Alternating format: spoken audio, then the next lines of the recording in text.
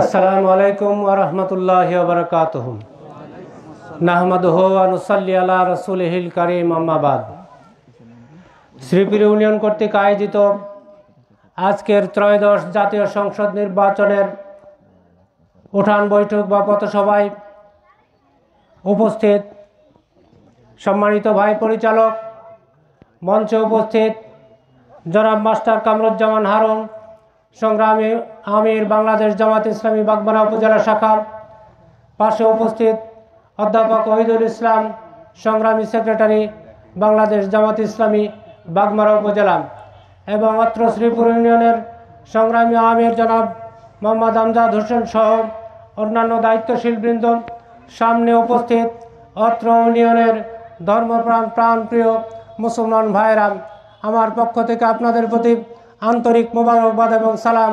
আসসালামু আলাইকুম ওয়া রাহমাতুল্লাহি ওয়া বারাকাতুহু।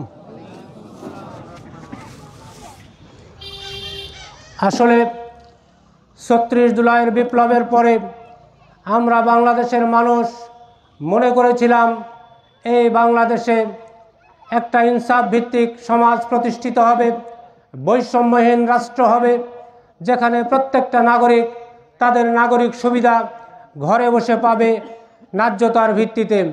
কিন্তু আমরা গভীর উদ্বেগের সাথে লক্ষ্য করেছি যে সন্তানেরা বুকের তাজা রক্ত দিয়ে ৩৬ জুলাইয়ের বিপ্লবের মাধ্যমে নতুন রূপে বাংলাদেশকে স্বাধীন করেছিল, তাদের সেই চিন্তা এবং চেতনার বর্তমানে বাস্তবায়ন আমরা লক্ষ্য করছি না। আমরা আজও আসার সময় রাস্তায় দেখলাম সারের সিন্ডিকেট করে, সার ক্রাইসিস করে এক ধরনের কুচক্রী মহল আমাদের কৃষক সমাজকে বঞ্চিত করার পায়তারা করছেন। আমি তাদের উদ্দেশ্যে দায়িত্বহীন ভাষায় বলতে চাই, এই কৃষি নির্ভর বাংলাদেশ, এই কৃষকদের নিয়ে কোনো খেলা খেলতে দেওয়া হবে না।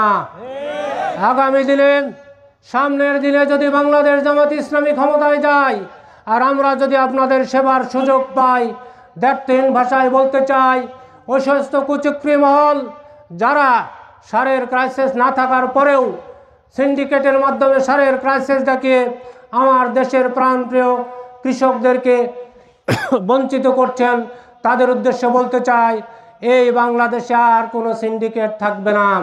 আমার এই বাগমারায় আর কোনো সার সিন্ডিকেট থাকবে না ইনশাআল্লাহ।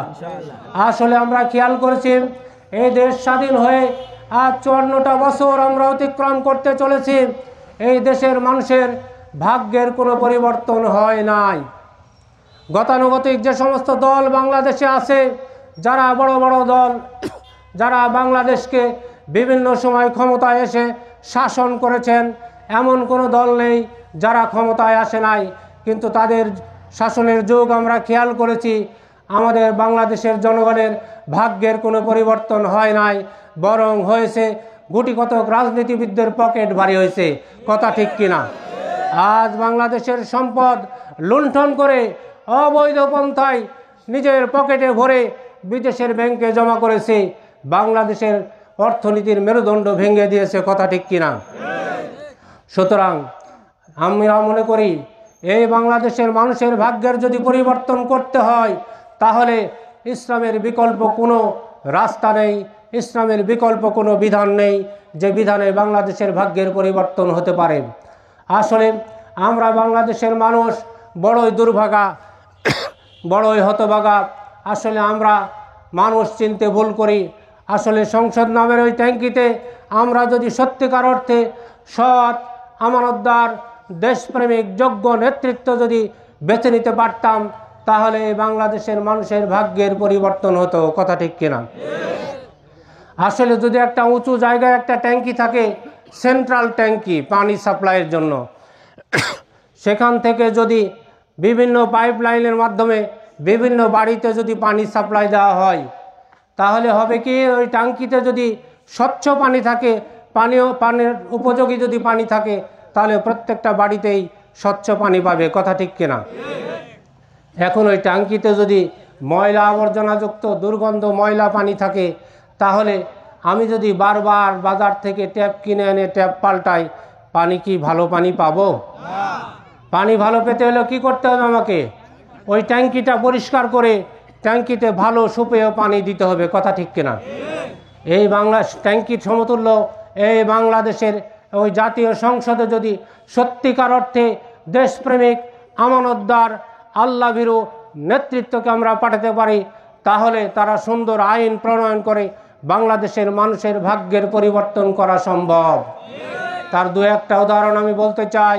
বিগত 4 দলীয় জোট সরকারের সময় আপনারা জানেন আমাদের 2 জন মন্ত্রী ছিলেন, একজন শহীদ মাওলানা মতিউর রহমান নিজামী এবং শহীদ আলী হাসান মোহাম্মদ মুজাহিদ ভাই। তারা 2 জনে 3টা মন্ত্রণালয়ের দায়িত্ব পালন করেছিলেন এবং দায়িত্ব পালন শেষে এইরকম সাংবাদিকদের সামনে ওপেন চ্যালেঞ্জ করেছিলেন যে আমার দায়িত্ব পালন অবস্থায় যদি 1 টাকার দুর্নীতি প্রমাণ করতে পারেন তাহলে জীবনে কোনোদিন রাজনীতি করব না। সেই থেকে শুরু করে এদেশের বিভিন্ন মিডিয়া বিভিন্ন বিরোধী শক্তি অনুবীক্ষণ যন্ত্রের মাধ্যমে তারা পরীক্ষা করে দেখেছে তাদের 1 টাকার দুর্নীতি প্রমাণ করতে পারে নাই। সুতরাং এইটা কি সততার উজ্জ্বল দৃষ্টান্ত নয়?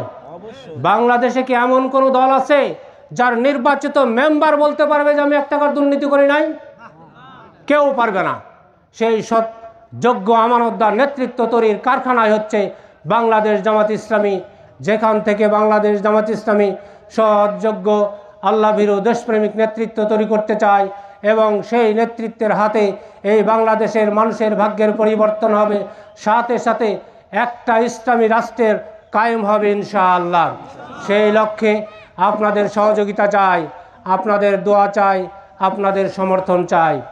আসলে সম্মানিত ভাইরা, বরাবর সকল নেতারা আমার মতো এভাবে এসে আপনাদেরকে বিভিন্ন সময় আপনাদেরকে কথা দিয়েছে, কিন্তু তারা অধিকাংশ কথায় রাখতে পারে নাই, ব্যর্থ হয়েছে, কথা ঠিক কিনা? কিন্তু আমরা আল্লাহকে সাক্ষী রেখে বলতে চাই, আমরা যদি জামাত ইসলামী আপনাদের সেবার সুযোগ পাই তাহলে এই রাষ্ট্রের 1টি টাকারও আমানতের খিয়ানত হবে না। রাষ্ট্রের কোনো বরাদ্দ পেতে আমাদের কোনো নেতা এবং কর্মীকে 1 টাকার ঘোষ দিতে হবে না। আজকের এই মাদ্রাসায় যদি একটা বিল্ডিং নিতে চান, বিগত দিনের সরকারগুলোতে আমরা খেয়াল করেছি আগে থেকেই 5 লাখ 7 লাখ টাকা জমা দিয়ে তালিকায় অন্তর্ভুক্ত করতে হয়, তারপরেও সেই তালিকা থেকে নাম ছিটকে পড়ে কিনা? কিন্তু আমরা দ্ব্যর্থহীন ভাষায় বলতে চাই, এই সমস্ত রাষ্ট্রীয় যেগুলো বরাদ্দ, এই বরাদ্দগুলো পেতে বাংলাদেশ জামাত ইসলামী তথা আমাকে 1টি টাকারও ঘোষ দিতে হবে না। কৃষক সমাজের যে ন্যায্য অধিকার, সার, বীজ এবং কীটনাশক, এটা সহজলভ্য করা হবে। এই সিন্ডিকেট থাকবে না। সিন্ডিকেট ভেঙে দিয়ে প্রত্যেকটা কৃষককে তার ন্যায্য অধিকার তাদের ঘরে বসে পাবে, সেই ব্যবস্থা করা হবে ইনশাআল্লাহ। এই বাগমারার প্রত্যন্ত এলাকা থেকে সুদূর ভবানীগঞ্জ কেন্দ্র পর্যন্ত প্রত্যেকটা রাস্তা চলাচলের জন্য উপযোগী করে কার্পেটিং করা হবে ইনশাআল্লাহ।